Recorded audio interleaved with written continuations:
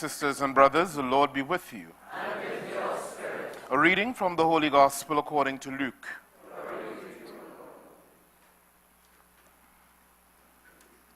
When all the people asked John, "What must we do?" he answered, "If anyone has 2 tunics, he must share with the man who has none. And the one with something to eat must do the same."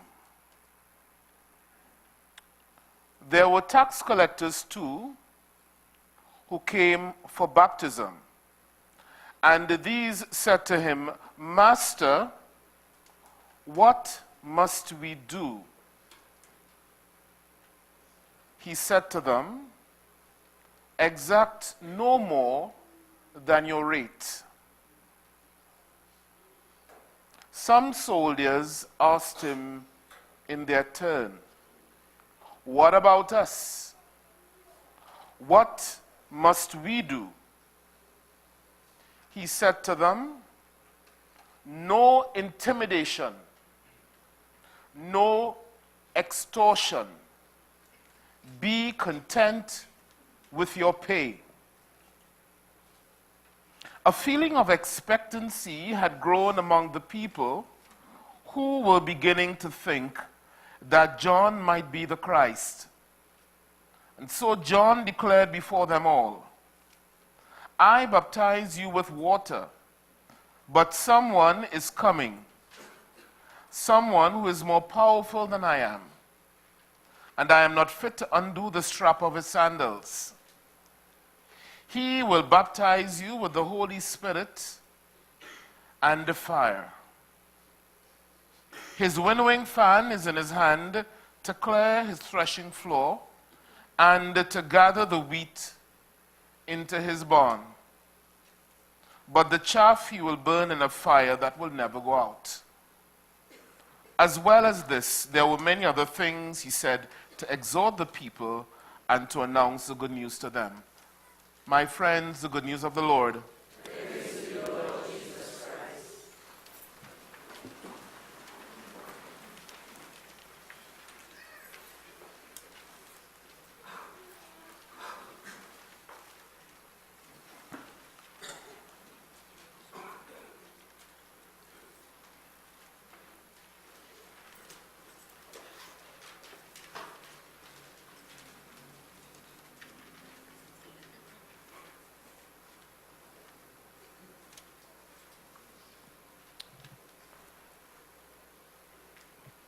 My dear brothers and sisters, in the final years of his life, our late Holy Father, Pope John Paul II, suffered grievously from many of the maladies that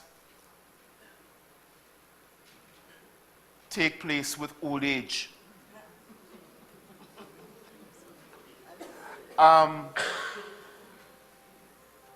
That mighty voice, which in the face of Soviet-style communism proclaimed the supremacy of God.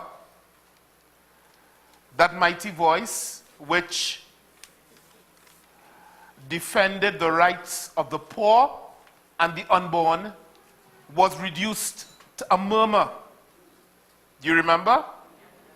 His speech slurred. His hands shook. His walk grew slow and unsteady.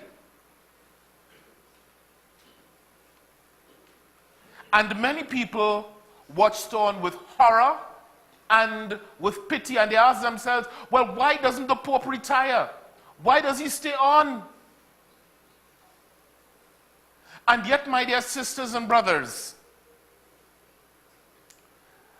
Pope John Paul II made of his life in his final years a teaching to the entire church, a teaching on the dignity of old age, a teaching on the necessity of the Christian to accept gracefully and humbly the suffering that God often allows into her life or his life.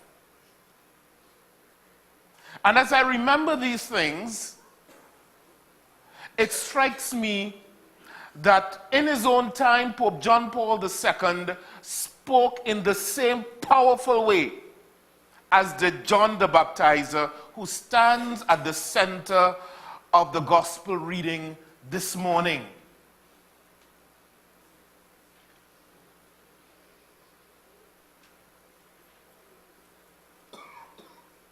There are many John and Jennies the Baptist in our own days.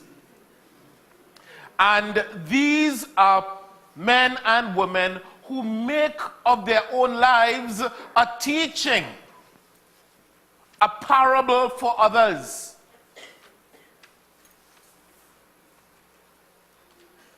That is what the Baptist does. And often this teaching or this parable is at the service of a cause or a value that is much larger than themselves. So John says this morning, I baptize you with water, but there comes someone after me. He will baptize you with the Holy Spirit and fire. So that the John or the Jenny the Baptist of today really for themselves, their own life is not important as much as the value that they serve. A John the Baptist may be an outstanding historical figure, like Dr. Martin Luther King, Mahatma Gandhi, or a John the Baptist, if we use our imaginations, well, can also refer to a whole group of people. Like, you know what, I think about that IPCC panel on climate change, which is delivering an important and even prophetic message on the environment in the times in which we live.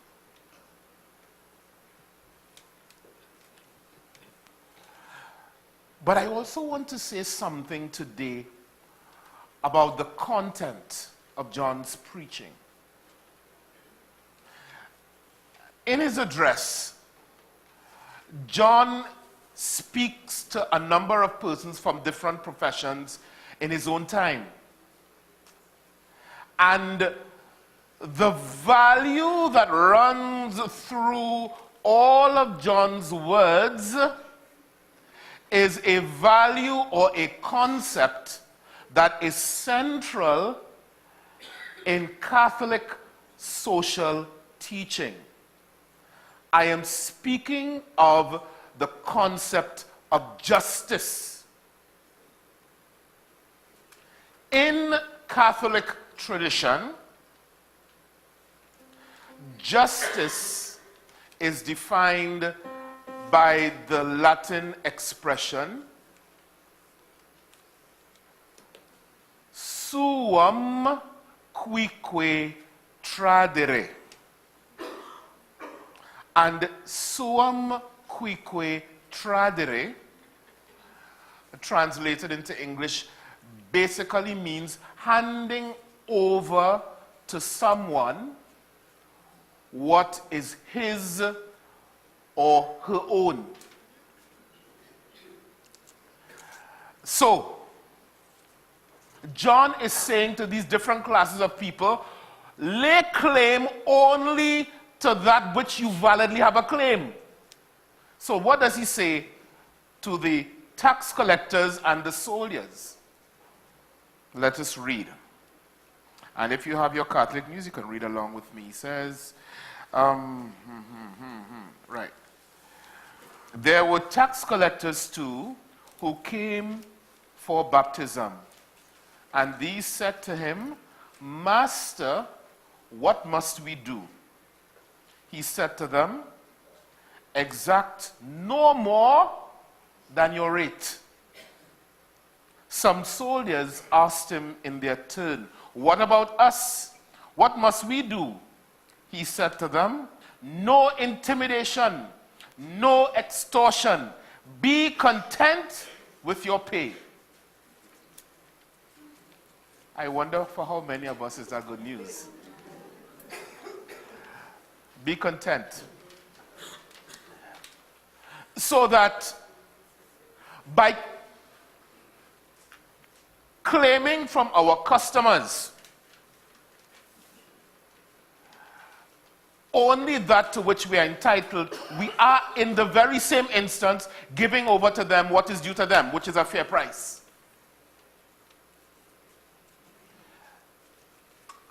In this regard, in the light of the message of John the Baptist, there is room for much self-reflection here in our own beloved country of Trinidad and Tobago, both on the part of members of the business community and on the part of workers, salaried people. So when, for example, we ask ourselves, when we look at the prices that we are charged for medical services or legal services or construction, we have a right to ask ourselves, are these fees fair? Are they commensurate with the work that is being done? Do they lay a valid claim on the services rendered? Or does the fee structure represent or reflect a business owner who believes that she or he has a license to get rich? And in the light of all of this, then we can say as well, price gouging, which is the unethical raising or spiking of prices of goods, services, and commodities, is a very, very sinful activity.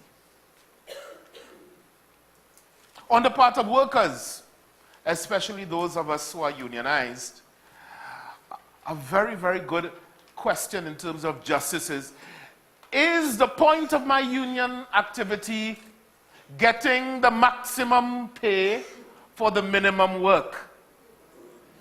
Or is it, oh, business people here, boy.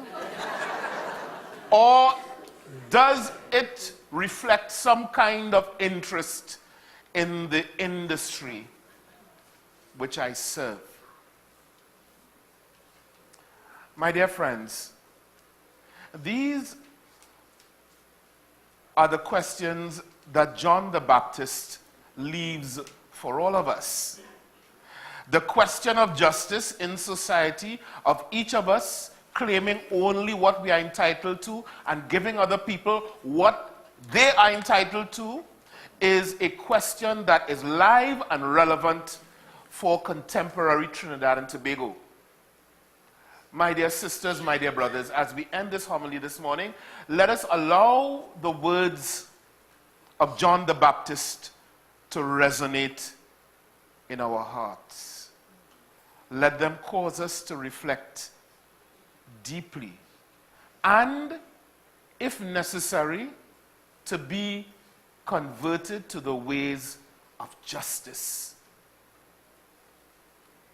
to the values of the kingdom of God, where the Father, the Son, and the Holy Spirit live and reign forever and ever.